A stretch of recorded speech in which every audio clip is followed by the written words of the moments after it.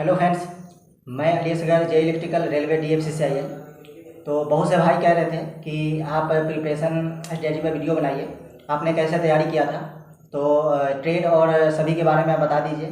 तो इस वीडियो में मैं आपको प्रिपरेशन स्ट्रेटजी के बारे में बताऊंगा कि मैंने कैसे तैयारी किया था और ट्रेड के लिए कैसे पढ़ा था मैंने। तो और बता दूंगा इसमें जो भी टेक्निकल और नॉन टेक्निकल दोनों आता है, तो दोनों के बारे में बता दूंगा कि मैंने कैसे तैयारी किया था और आप भी कैसे तैयारी करें जिससे आप भी सिलेक्शन लें इसमें डीएफसी सेल में। तो इस वीडियो में मैं जूनियर एग्जीक्यूटिव इलेक्ट्रिकल के बारे में बताऊंगा, क्योंकि मैं अभी जूनियर एक्टिव इलेक्ट्रिकल पोस्ट पर हूँ।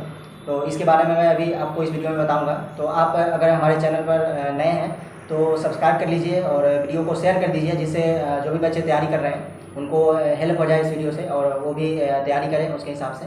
तो और हमारे आप टेलीग्राम से जुड़ सकते हैं। मैंने आंसर की डाला हुआ है ऑलरेडी टेलीग्राम पर, तो आपको अगर आंसर की का ज़रूरत है तो आप वहाँ से लोड कर सकते हैं जाकर, जिससे आपको पता चले कि कैसे क्वेश्चन आया था, कैसा क्वेश्चन पूछता है डीएफसी सेल। तो उसी के अकॉर्डिंग आप भी अपना प्रिपरेशन कर सकते हैं।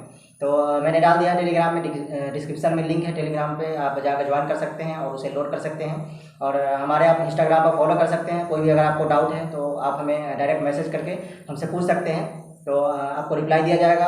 आप पूछ सकते हैं हमसे। तो आइए बताते हैं। तो सबसे पहले आपको एलिजिबिलिटी के बारे में बताते हैं कि जूनियर एग्जीक्यूटिव इलेक्ट्रिकल जो डीएफसी सेल में पोस्ट होता है उसमें कौन कौन से ट्रेड एलिजिबल होते हैं। तो इसमें जो ट्रेड एलिजिबल होते हैं वो इलेक्ट्रीशियन होता है, इलेक्ट्रॉनिक्स होता है और वायरमैन, ये ट्रेड एलिजिबल होते हैं। तो इसका जो क्वालिफिकेशन होता है वो 10th प्लस ITI होना चाहिए, यानी 10th में आपको 60% ज़रूरी होता है। 60% से अगर कम है तो आप अप्लाई नहीं कर पाएंगे। यानी टोटल जो सब्जेक्ट है, टोटल सब्जेक्ट में मिलाकर आपको 60% होना चाहिए। तो उसी तरह से ITI में भी पूरा 60% आपको होना चाहिए, सारा सब्जेक्ट मिला करके। तो 60% से अगर कम है तो आप अप्लाई नहीं कर पाएंगे। दोनों में ITI और मैट्रिक, ये दोनों में आपको 60% होना चाहिए, कंपलसरी है 60%। उससे कम है तो आप अप्लाई नहीं कर पाएंगे इसमें। तो जिनका 60% से ज़्यादा है, 60% है, वही इसमें एलिजिबल होते हैं। तो इसमें जो पूछा जाता है वो इसमें टेक्निकल और नॉन टेक्निकल दोनों पूछा जाता है। जैसे टेक्निकल 60 नंबर का टोटल जो एग्ज़ाम होता है वो 120 नंबर का होता है, और एक ही टाइम दोनों एग्ज़ाम हो जाता है, एक ही में रहता है। एक 60 नंबर का नॉन टेक्निकल रहता है और 60 नंबर का आपका टेक्निकल पूछा जाता है जो ट्रेड होता है। तो नॉन टेक्निकल में जो पूछा जाता है वो जीके होता है, मैथ होता है, साइंस होता है और इसमें रीजनिंग होता है। ये 4 पूछा जाता है। तो जीएस जो होता है वो 12 नंबर का पूछा जाता है, मैथ 12 नंबर का पूछा जाता है और रीजनिंग 18 नंबर का होता है और साइंस भी 18 नंबर का होता है। तो ये नॉन टेक्निकल है। आप नॉन टेक्निकल का तैयारी करते ही होंगे। तो ये नॉन टेक्निकल जो होता है ये आप पूरा रेलवे जो होता है वो उसका प्रीवियस ईयर आप पढ़ सकते हैं, क्योंकि सेम वही टाइप का सवाल रहता है जो रेलवे पूछता है। वैसा ही डीएफसी सेल में भी सेम सवाल रहता है पूरा नॉन टेक्निकल का जो भी है।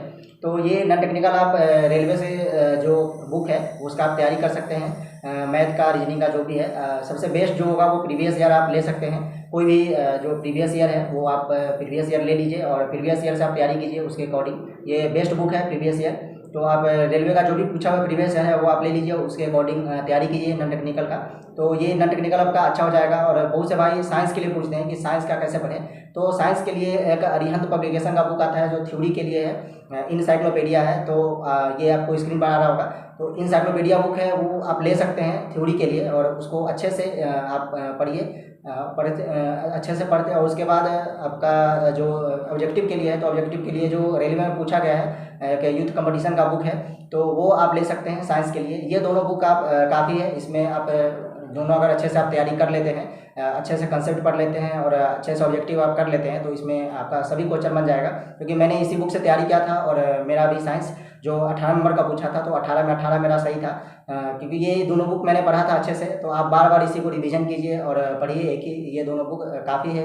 और भी कोई भी एग्जाम के लिए जो आप तैयारी करते होंगे तो लगभग सभी एग्जाम के लिए अच्छा किताब है। ये दोनों आप पढ़ के क्रैक कर सकते हैं। और सब जो भी किताब है तो आप प्रीवियस ईयर रेलवे का ले सकते हैं, उसके अकॉर्डिंग आप तैयारी कर सकते हैं। तो 100% क्रैक होगा आपका एग्जाम। और उसके बाद अब टेक्निकल के लिए जो इसमें होता है वो टेक्निकल में जो होता है वो इसमें कुछ थोड़ा ज़्यादा हाई लेवल का पूछा जाता है। जैसे ITI पर ये एग्ज़ाम दिया जाता है, लेकिन जो टेक्निकल होता है वो ITI से थोड़ा हाई लेवल का आता है इसमें, क्योंकि जो इसका सिलेबस है वो टेक्निकल का, वो टेक्निकल में थोड़ा डिप्लोमा लेवल का कुछ इसमें ऐड कर दिया गया है। तो ये डिप्लोमा लेवल का, जिसमें जैसे आपको 60 नंबर का टेक्निकल पूछा जाएगा तो इसमें जो इसका सिलेबस है ये इलेक्ट्रिकल सर्किट एंड फील्ड है। और इसमें ये जो 60 नंबर का ये एग्ज़ाम होता है, ये मिक्स क्वेश्चन आता है इसमें। जैसे पहले 18 में एग्ज़ाम हुआ था तो उसमें मिक्स क्वेश्चन नहीं था, यानी टॉपिक वाइज क्वेश्चन दिया गया था कि कितना कितना नंबर का पूछा गया था। लेकिन जो हम लोग का एग्ज़ाम हुआ था इसमें कोई भी ऐसा टॉपिक वाइज नहीं पूछा गया था, पता ही नहीं चल रहा था कि इसमें कौन सा टॉपिक से कौन सा क्वेश्चन आया है, क्योंकि बहुत ही ज़्यादा हार्ड क्वेश्चन पूछा गया था टेक्निकल में।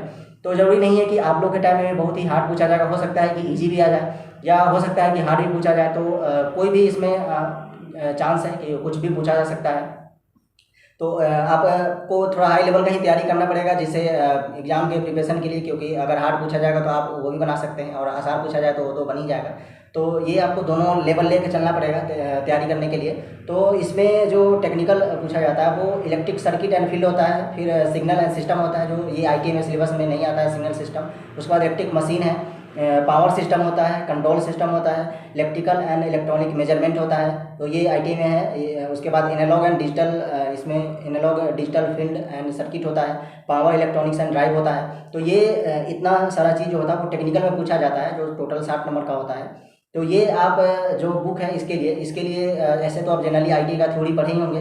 तो जो इसमें ITA का थ्योरी में आप देख सकते हैं इसमें कुछ चैप्टर हैं, कुछ इसमें ऐसा टॉपिक है जो ITA के चैप्टर से मिलता है, तो उसमें आप ITA के अकॉर्डिंग तैयारी कर सकते हैं। और भी उससे हाई लेवल का मैं बुक बता देता हूँ, तो आप उससे तैयारी कर सकते हैं। जैसे इसका जो बुक होता है वो कोई भी ऐसे इसके लिए कोई भी पर्सनल बुक है नहीं। तो इसमें आपका जैसे एक डिप्लोमा का बुक आता है यूथ कंपटीशन टाइम का, आपको स्क्रीन पर आ रहा होगा। तो ये 2 बुक है, पार्ट 1 पार्ट 2 है। ये दोनों बुक आप ले सकते हैं और इसमें पूरा पढ़ना नहीं है क्योंकि ये बहुत ही ज़्यादा मोटा किताब है।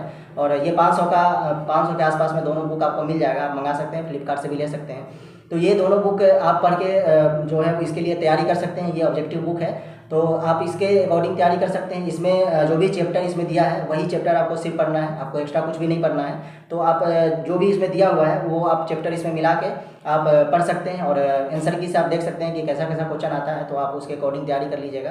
तो इसमें जो बुक है, ये दोनों बुक है, इस बुक में से आपको इसमें जो टॉपिक दिया हुआ है, आपको सिलेबस जो बताए हैं और वो टॉपिक दिया गया है, वो टॉपिक में से आप जो है वो जो इसमें टॉपिक दिया है वही टॉपिक आपको बुक में से पढ़ना है। ऐसा कुछ भी एक्स्ट्रा पढ़ना नहीं है क्योंकि ज़्यादा आप डिप्लोमा लेवल का बुक है, तो आप ITA से हैं तो उतना हाई लेवल पढ़ नहीं सकते हैं। और जहाँ तक जैसे अभी आप ज़्यादा इसमें सिलेक्शन होने के लिए आपको टेक्निकल नॉन टेक्निकल दोनों अच्छा होना चाहिए, क्योंकि अगर टेक्निकल ज़्यादा हार्ड आता है तो नॉन टेक्निकल अच्छा रहेगा आपका, तो उस बेस पर सिलेक्शन हो सकता है। और अगर टेक्निकल आसान आता है तो जो बच्चे सब बनाएंगे टेक्निकल, तो आपको ही बनाना पड़ेगा तभी सिलेक्शन होगा। तो इसीलिए दोनों पॉसिबिलिटी है, इसीलिए आपका जो इसमें टेक्निकल और नॉन टेक्निकल दोनों अच्छा रहना चाहिए, तभी जाकर आपका सिलेक्शन हो पाएगा। क्योंकि कोई भी गारंटी है नहीं कि कैसा क्वेश्चन पूछा जाएगा, क्योंकि हमारे टाइम में तो बहुत ही हार्ड आ गया था क्वेश्चन टेक्निकल का, जिससे बहुत ही कम टेक्निकल में स्कोर कर पाए थे हम लोग, ज़्यादा नॉन टेक्निकल में स्कोर हुआ था। तो उसी तरह आप भी तैयारी कीजिए अच्छे से। अगर ज़्यादा हार्ड आता है तो नॉन टेक्निकल में आपका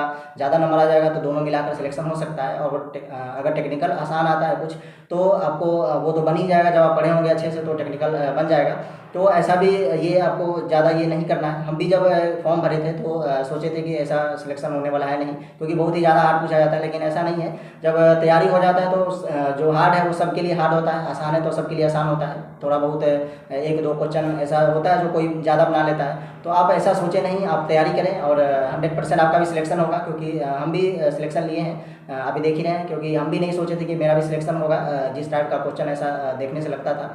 लेकिन आप जैसे बताए हैं उस अकॉर्डिंग आप तैयारी कीजिए तो 100% सिलेक्शन होगा। और हाँ, आप अगर ये सब जो टॉपिक है वो नया है, क्योंकि आप बिना पढ़े तो आप समझ नहीं सकते हैं, तो आपको कोई भी बैच आप ले सकते हैं। जैसे अगर इसका वैकेंसी आता है, जब तक इसमें जो टॉपिक दिया है वो आप जो पढ़े हैं उसको आप बार बार रिविजन कीजिए, उसको अच्छे से वो टॉपिक कवर कर लीजिए। और जो 4-5 चैप्टर और बच रहा है, टॉपिक बच रहा है, वो जब आपका अगर वैकेंसी आता है तो उस टाइम में बहुत सारे कोर्स लॉन्च करते हैं सब, तो उससे आप ले सकते हैं और तैयारी कर सकते हैं। ऑनलाइन कोर्सेज बहुत सारे अवेलेबल होते हैं, तो वहाँ से आप तैयारी कर सकते हैं। मैंने जो है वो तैयारी किया था, लेकिन नाम नहीं बताऊंगा उसका, क्योंकि ऐसा कुछ आया ही नहीं था उससे।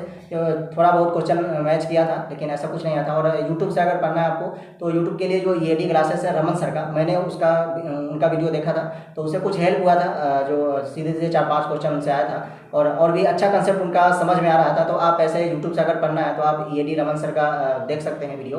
प्रीवियस ईयर वीडियो होगा वो भी देख सकते हैं आप, और पढ़ सकते हैं। और अगर बैच लेना होगा तो आप किन्हीं का भी बैच ले सकते हैं। आप देख सकते हैं जो भी अच्छा आपको लगे उनका बैच ले लीजिएगा, क्योंकि इसमें कुछ नया टॉपिक है जो समझ में नहीं आता है, तो आप वो समझ में आ जाएगा जब बैच लीजिएगा, तो आपको थोड़ा बहुत जो भी है वो समझ में आ जाएगा। तो उसके अकॉर्डिंग आप तैयारी कर लीजिए। और अभी जो भी है जो आपको बुक बताया है उसमें से जो भी आपको समझ में आ रहा है, जो इसमें टॉपिक है वो आप चूज करके आप वो पढ़ सकते हैं। मैं सिलेबस भी आपको दिखा दूंगा, ये स्क्रीन पर दिख ही रहा होगा सिलेबस, तो इसके अकॉर्डिंग आप देख लीजिए, तैयारी कर लीजिए। तो यही सब था। आप हमारे चैनल को सब्सक्राइब कर लीजिए, और वीडियो को लाइक कर दीजिए, शेयर कर दीजिए, जो भी बच्चे नए हैं उनको वीडियो पहुंच जाए और वो भी इसके अकॉर्डिंग तैयारी करें। तो थैंक्स।